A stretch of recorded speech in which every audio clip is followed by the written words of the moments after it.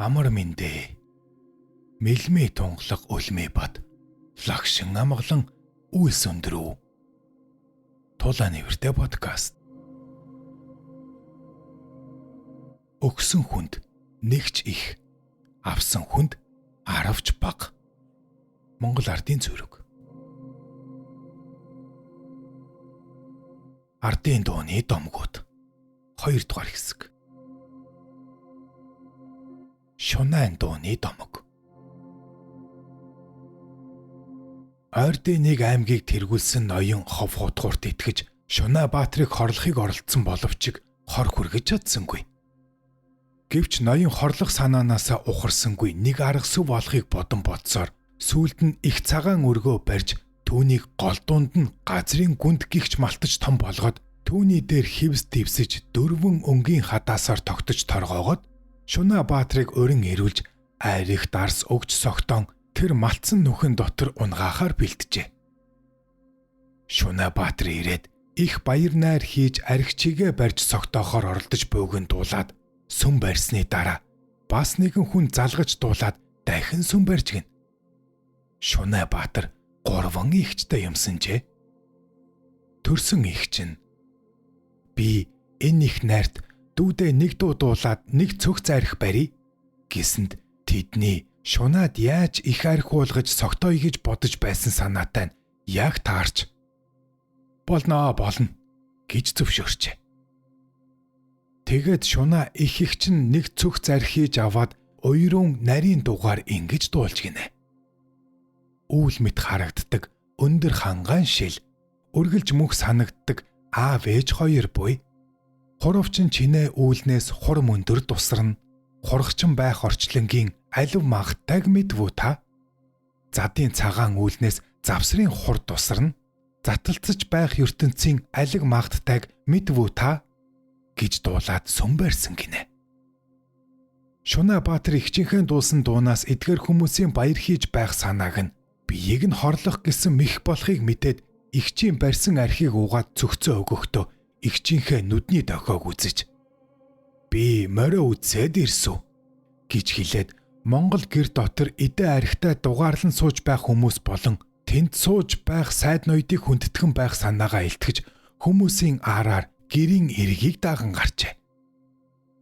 Монгол хүн хүний өмнөр гарахгүй ёсон үнээс үүдэлтэй гин. Ингээд Шунай Баатар гэрээс гармагц морио унаад зулаад явжээ.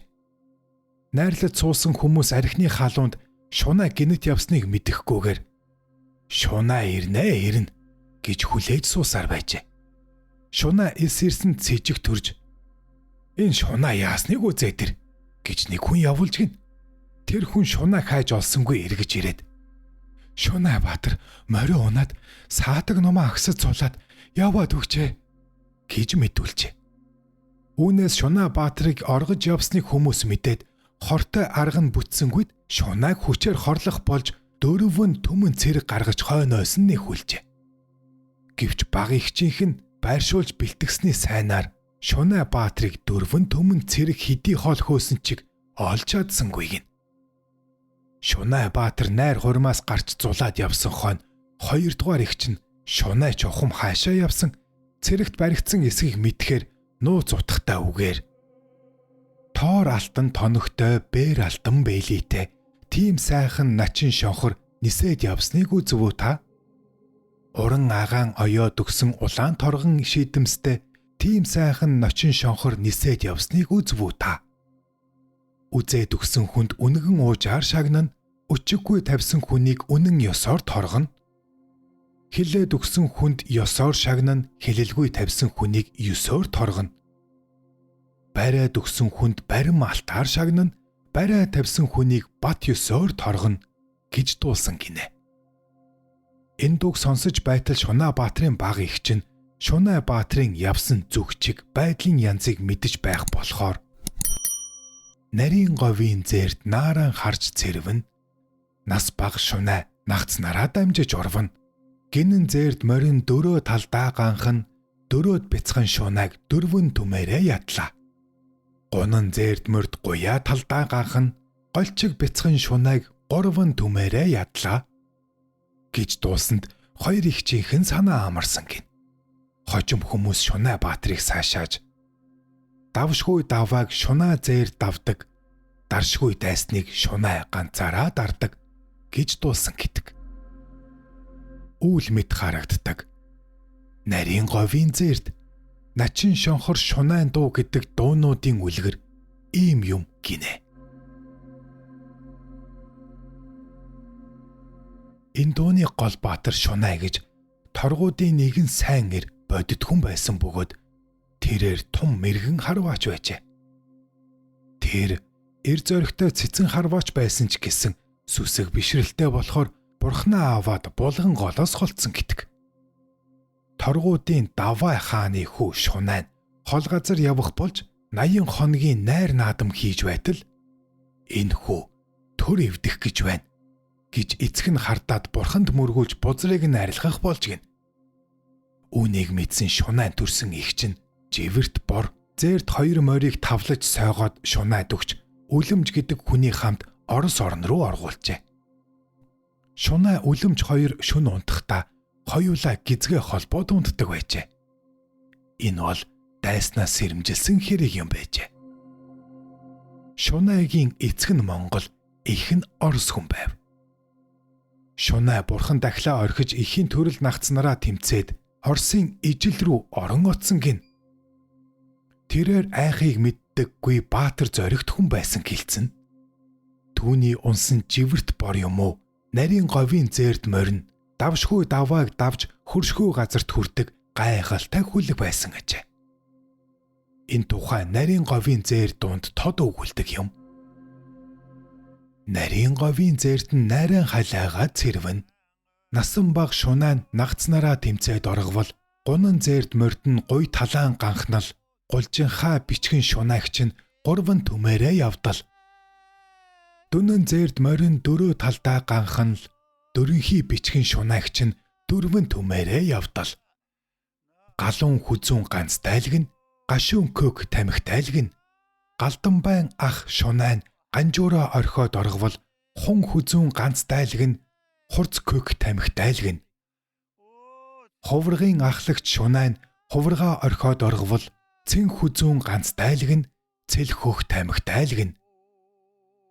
Цэргийн ахлагч Шунай цэжгээ хаяад оргвол давшгүй давааг Шунай зээрд дарлаал.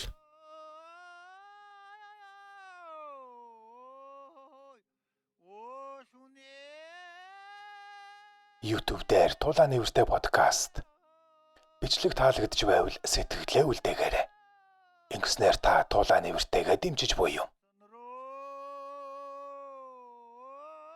Улаан торгон уд дууны домог. Ханхөхийн нутгийн ардын дуунуудаас нэн өвөр мөцнийг нь улаан торгон уд дуу юм. Гансарсан хүний сэтгэлийн үчил гэлтэй энэ дуу зохиогдсон түүх сонин ажээ. Ханхөхийн нутгийн Сансаарай Баянтар гэгч хүний хүү Гармаа гэдэг золбоолог сайхан эр байв. Тэрээр нутгийнхаа нэгэн бүсгүй сэтгэлдээ болж ханилан суугаар тохиролцжээ. Гэтэл нутгийн нэгэн тайжин хүн хөндлөнгөөс оролцож хүүхний сэтгэлийг урвуулж ис чадсандаа хорсож хошуу тамгын бичээж Гармааг улаастай цэргийн албанд ажилуулжээ. Ингэхдээ бүсгүйд Гармаа ч хэрэг төвөгт орсон. Улаастай шоронд байгаа. Чамааг амьдралаа бодоорой гэж хэлүүлсэн. Гих зэрэгээр ятгахжээ. Үүнд бүсгүй эргэлзэж улаастай явуулсан хүмүүсээр хилдайсан боловч сураг сонсогдсонгүй. Хүлээж цөхрөн гансрахтаа улаан торгон уутыг улаастай явахт нь хийлээ. Улаастай зүгийн шувуу хилтэй төрх минь яагаавэ хэмээн зохиож дуулжээ. Улаастад байвал хэл сураг авч болзошгүй болсон тул тайжийн хүү Гармааг нийслэл хүрээ рүү хургуулжээ. Энэ тухай сураг сонссон бүсгүй хүрэн торгон уутыг хүрээ явахт нь хийлээ. Хүрээ зүгийн шувуу хилтэй төрх нь яагаавэ гэсэн бадгийг дуун дээрээ нэмж дуусан гэдэг. Хожим үйл явдлын ихийг дурсаж алаг хоргой уутыг адуунд явахт нь хийлээ. Агар тагийн шувуу хилтэй төрх нь яагаавэ гэж дуусан гэдэг.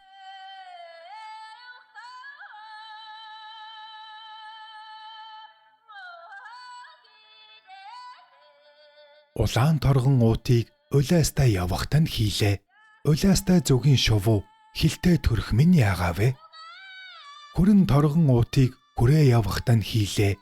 Хүрээ зүгийн шувуу хилтэй төрөх нь яагаав вэ? Алаг хоргой уутыг адуунд явахтаа нь хийлээ. Агар тагийн шувуу хилтэй төрөх нь яагаав вэ?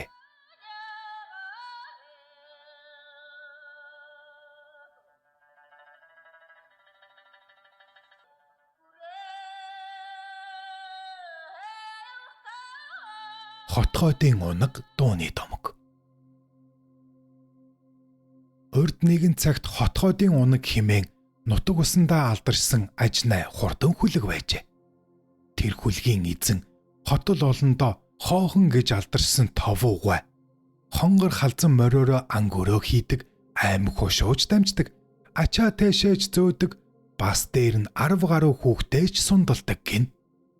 Нэгэн өдөр товуугай ангөрөө хийхээр мордон халиулж явахдаа замын зугаа болгон өөрийгөө тавлаад арлууга гүйдэлтэй 10 гаруйхан гөрөөсийг алдал үгүй намансан хөгшин хоохон товуухай.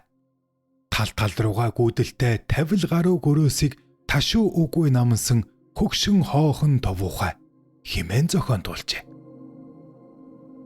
Товуугайг даншгийн наадамд хонгор халзан морио уралдуулахаар сойж байхад нутгийн баячуу тааралдаад хэрвээ энэ наадам тамчгийн хүүгийн таравганы ганц төрүүлчихдэг юм бол бид чинь талаар нэг малаа цацаж хайчгаад хөлөг морь хөлөглөхгүй хөл нүцгэн гуйлах чамбалцгаан гэж басамжилжээ. Тэгэхтэн товуугай хурдан морил төрүүлдэг юм бол миний хонгорын өмнө өөр хүлгийн тоос ирэхгүйдгээ гэж хэлээд алтан амгайг нь амыг тааруулж татаарай. Алт сайхан зоог нь аяар гуйдаарай. Мөнгөн зүү зайг нь мөрийг нь татуулж татаарай.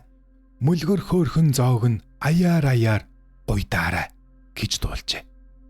Ийхүү даншгийн наадам төрүүлж ирчхэд хөлсөө хосуулж байсан хонгор халзныг харсан нөгөө баячууд амаа барьцгаан.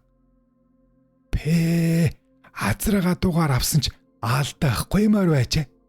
Гэхдээ товуугай их л маадгар нарахгүй. Цуутын цагаагч гүүний азрага дуг цолмон цоохор унахтай наамалсан жөөгөхгүй дээ гэж хэлэнгээ. Хаад ноёдын үүдэнд хазаарч үгүй ганхуулан хазаарлахаар ирсэн жаалуудыг харан гайхна. Ноёдын үүдэнд ногтж үгүй ганхуулан ногтлохоор ирсэн жаалуудыг нойр хоолгүй гайхна гэж дуулжээ. Хожимо 25 наснда хонгор халзан морь уяан дээрээ уяач олныг ихэд баясгасан юм гэдэг. Гарааны газар руу гарсан мордын араас хонгор халзан ганцаараа торолцтлоо шогшиж очичхоод барааны газарт ирэхдээ харин барааны холоос төрүүлж ирсэн юм гинвлээ. Ийхүү ирэхдээ эцэж ядраад ч тэрв энэ насны химэлнж болсон уу? Хангантал янцгаагаад унсан юм гэдэг. Уран сайхан толгойг нь газар хүргэлгүй тоссон товуугай хонгор халзныхаа молор эрдний толгойг өвөр дээрээ тавин уйлан хайлан суухдаа. Унган унганы дотроос урдаа хүлэг гიშгүүлээгүй. Хүлгийн дундаас хүний нүдэнд тодхон дээр бүрэн шүдтэй дээдсийн наадамд төрүүлээд дээрээ унсан жаалаа дээлийн хамбаар шагнуулваа гэж дуулсан юм гэдэг.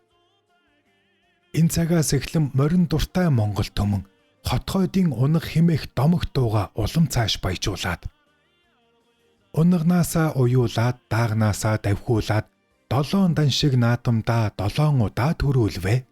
Хотгойдын унаг хонгор халзан морь минь 25 наснда хоохон цоолыг олвоо гэж өнөөдрийг хүртэл 8 настай болчраас 80 настай өтгөс маань хүртэл дуусаар.